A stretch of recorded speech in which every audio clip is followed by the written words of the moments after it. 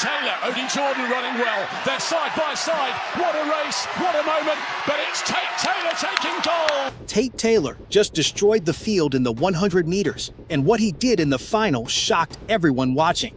He ran down a man with a faster lifetime best on a night he was supposed to feel the pressure the most. Here's exactly how an 18-year-old from Texas pulled it off. The World Athletics U20 Championships returned to Eugene, Oregon, at Hayward Field. This is the same stadium where Letsile Tebogo broke the under 2100-meter record years ago, before going on to win Olympic gold in Paris. Every sprinter who walked onto that track understood what kind of stage they were standing on. Tate Taylor arrived as the man everyone had circled. He's 18, from San Antonio, Texas, and he graduated from Harlan High School before committing to Texas Tech University. Last year, at just 17, he ran 9.92 seconds for the 100 meters. That's the American under-20 record. It also made him only the second American high schooler in history to break 10 seconds. Fans gave him a nickname in his Instagram comments. Cheat code. He kept it. His biggest rival walked in carrying the hottest streak of the year. Jamaica's Gary Card had run 9.93 seconds back in June at the Jamaican National Championships, finishing second behind reigning world champion Seville. That time set the Jamaican under-20 national record. It also placed him joint third on the world under-20 all-time list, which means only a small handful of teenagers in the sport's history have ever run faster. Card trains in Kingston with MVP Track Club, alongside Olympic silver medalist Kashane Thompson. 2 years earlier in Lima, Peru, he had finished 6th in this same 100-meter final before collecting relay gold with Jamaica. He arrived in Eugene as the only man in the field who had broken 10 seconds during the entire 2026 season. On paper, Card was the fastest man in the world for the 2026 season, and everyone in the building knew it.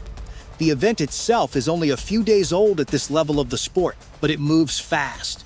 More than 1,800 athletes from 147 countries traveled to Eugene for 5 days of racing, and the heats and semifinals both landed on the same day, with the final arriving the following evening. That gave every finalist a full night to think about what was coming, Taylor included. Some sprinters used that night to relax. Others lie awake replaying the semifinal in their head.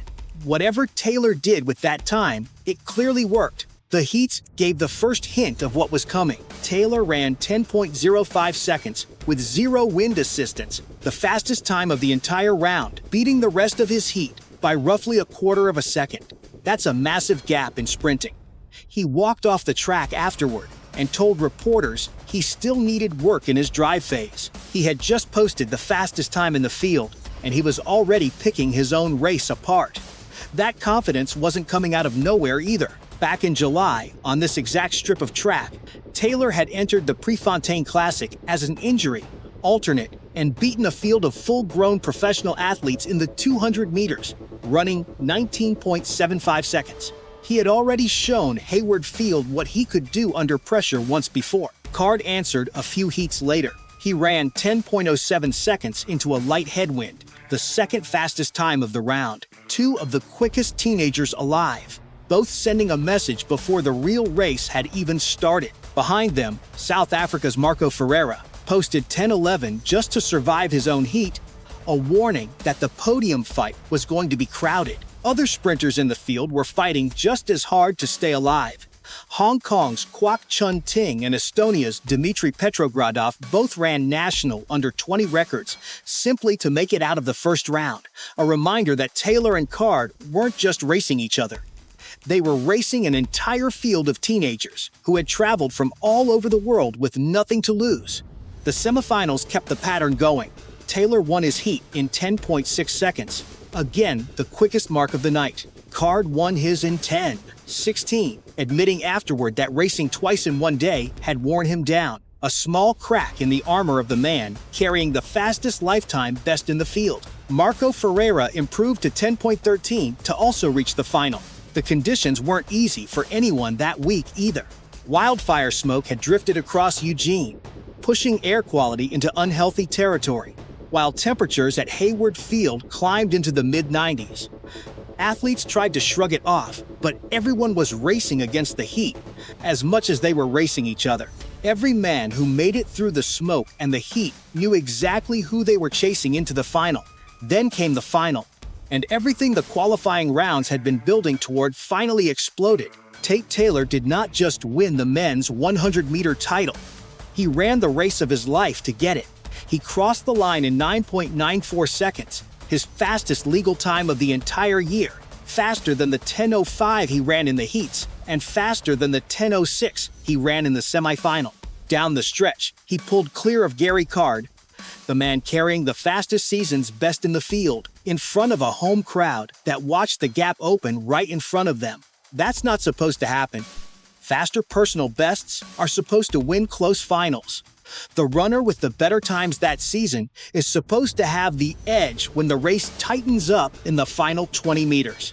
Taylor flipped the script completely, and he did it in the one race, all season, where everyone expected him to feel the weight of the moment the most. Card still ran a brilliant race, crossing in 10:05 seconds for silver, a mark that would have won gold in almost any other year at this level. He walked away from the track with his head high anyway, because a time like that is nothing to hang your head over. Ferreira completed the podium in 10:16, closing out a final that had been building toward this exact showdown since the very first heat 2 days earlier. Think about the pressure Taylor was carrying into that final. He came in as the favorite. He wore the captain's role for Team USA.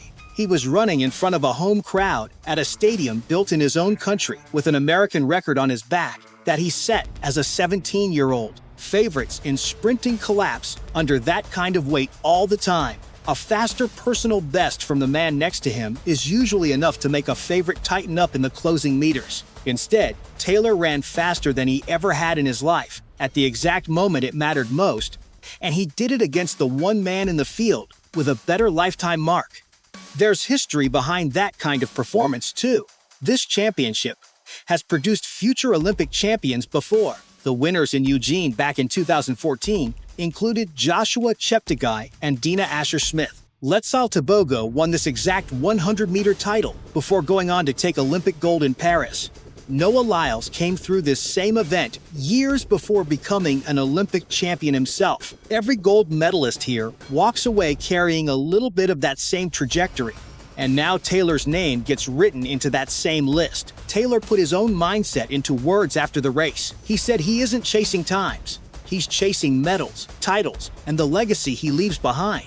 In his eyes, there's no real success without a story attached to it. On that night in Oregon, he wrote the first real chapter of his. It's worth remembering that this is the same athlete who months earlier walked away from a stacked professional field at the Prefontaine Classic with a win, then came back to Hayward Field as a favorite and delivered again when the stakes were even higher. That's not a coincidence.